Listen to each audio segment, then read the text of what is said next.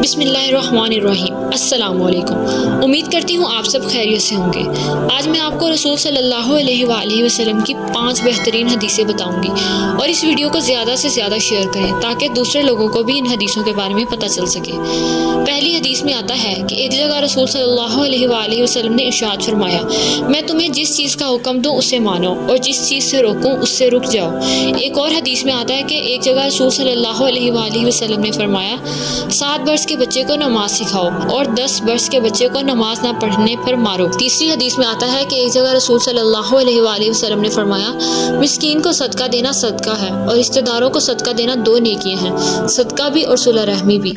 चौथी हदीस में आता है कि रसूल सल्लल्लाहु अलैहि वसल्लम ने फरमाया, अल्लाह ताला फरमाता है कि मेरा बंदा फ़र्ज़ अदा करने के बाद नफल पढ़कर मुझसे इतना करीब हो जाता है कि मैं उससे मोहब्बत करने लग जाता हूँ।